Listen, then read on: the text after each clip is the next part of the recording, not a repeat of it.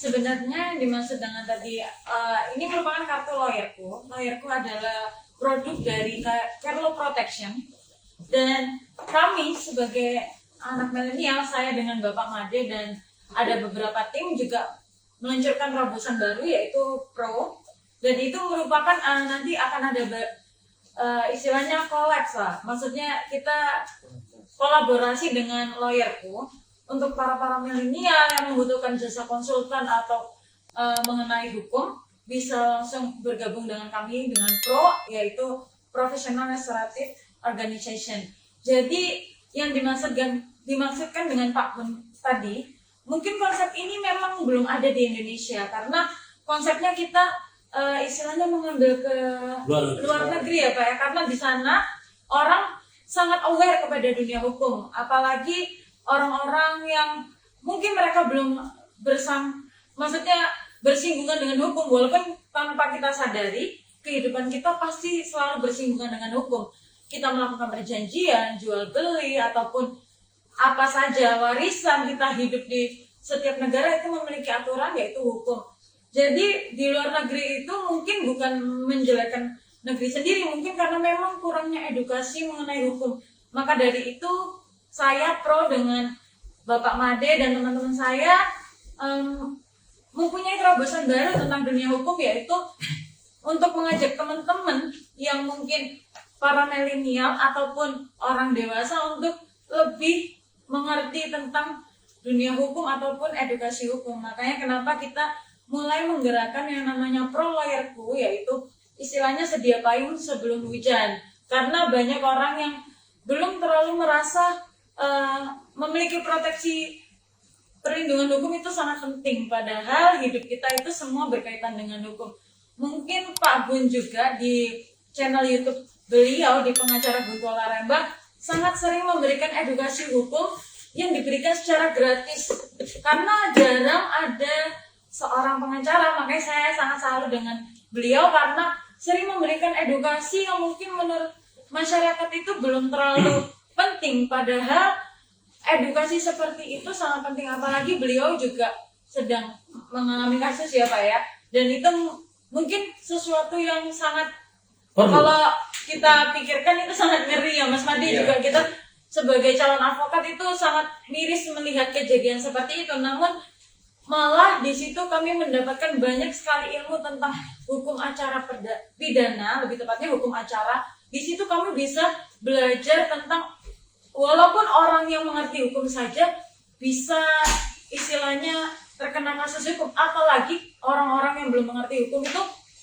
tidak memiliki ilmunya ya Pak. Itu mungkin sangat miris ataupun sangat menakutkan, karena jujur saja kami saja yang sedang belajar, sudah mengikuti PKPA juga untuk melakukan profesi pengacara, itu kita masih sangat banyak belajar kepada beliau, karena mungkin banyak sekali ilmu-ilmu yang waktu di kuliah ataupun waktu kita belajar itu sangat kurang. Apalagi kita sekarang sudah mengerti bahwa oh begini ternyata dunia hukum, jadi kita harus lebih sangat belajar. Apalagi masyarakat mungkin berpikiran bahwa saya tidak akan kena kasus hukum karena saya kan tidak ada di dunia hukum dan saya tidak mungkinlah kena hukum. Nah, teman-teman itu sangat mungkin terlalu nanti jadinya akan menjadi bumerang. Makanya kenapa pentingnya edukasi hukum itu adalah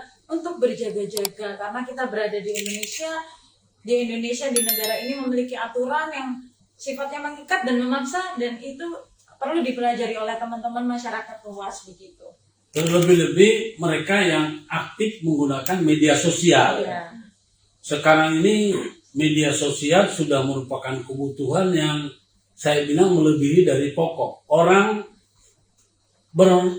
tidak makan sehari semalam mungkin masih fine-fine aja. Yeah. Tapi orang tidak memegang HP, tidak melakukan aktivitas internet, ya sangat tidak mungkin.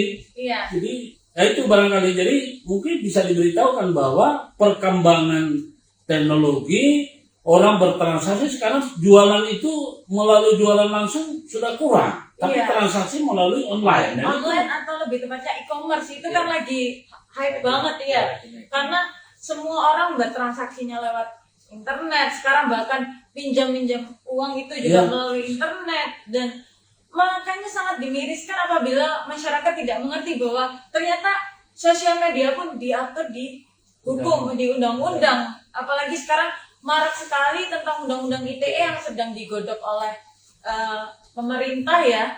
Itu kalau teman-teman nggak belajar di situ akhirnya akan menimbulkan masalah hukum. Walaupun teman-teman berpikiran, oh aku kan cuma main Instagram, aku cuma main Facebook, aku cuma begini begitu. Nah itu sangat sangat bahaya teman-teman. Makanya kenapa saya dengan Pak Made dan Pak Guntual itu sangat gencar untuk memberikan edukasi hukum kepada teman-teman secara gratis. Jadi teman-teman bisa lihat di YouTube, di Instagram kami juga bisa, YouTube Pengacara Guntual Laremba dan YouTube Pro Lawyerku. Teman-teman bisa belajar semua segala tentang edukasi hukum, mau pidana, perdata, dan Pak Guntual dengan sangat terbukanya memberikan edukasi gratis melalui bahkan telepon.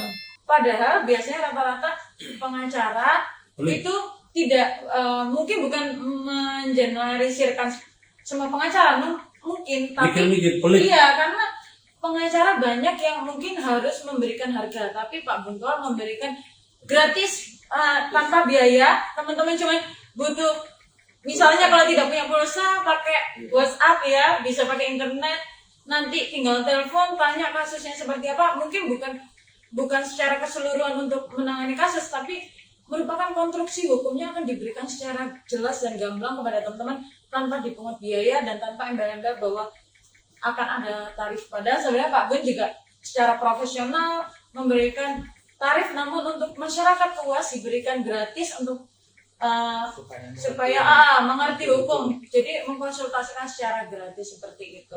Baik. Nah ini dari pernyataan Mbak Sinta, kaum milenial yang CEO daripada Pro Lawyerku. Jadi Pro Lawyerku, kalau kami menggunakan Lawyerku, kemudian ada namanya Pro Lawyerku. Nah, ini juga adalah Pak Made, ya, yang dulunya adalah pebisnis, tapi sekarang yang bersangkutan sepertinya mulai menjiwai namanya dunia hukum. Silakan Pak Made, barangkali ada yang bisa disampaikan. Ya, pentingnya belajar hukum itu ya seperti itu, supaya kita tahu pentingnya hukum. Berbisnis juga pun itu perlu sebenarnya adanya kayak konsultasi kayak gitu-gitu, sebenarnya kan perlu untuk Dipelajari. Iya, dipelajari kayak gitu-gitu. Terus kita juga bisa membantu. Ya, saya dulunya pebisnis, terus saya tertarik ke dunia hukum. Akhirnya saya sedikit demi sedikit itu menjadi tahu ternyata pentingnya hukum bagi semua orang itu seperti ini ternyata. Apalagi sekarang lagi juga banyak sekali maraknya undang-undang ITE kayak gitu-gitu tuh, itu benar-benar ya cukup mengerikan lah. Iya, karena saya dengan Bapak Made juga memberikan terobosan kepada teman-teman apabila teman-teman mungkin ingin mengetahui konstruksi hukum ataupun legalitas itu seperti apa pengurusannya dan lain-lain. Pro Lawyerku di sana hadir untuk membantu teman-teman yang ingin mencari jasa dan arti seperti itu. Jadi teman-teman konsultasi karena kayak gitu-gitu. Bapak Made juga dulu pernah berbisnis ya, dan mungkin teman-teman di sana belum mengerti bahwa bisnis itu juga butuh pengurusan tentang legalitas dan dokumen dan lain-lain ya Pak Made. Apalagi sekarang ini begini ya, yang paling marak itu adalah arisan online, Itu. pinjaman online.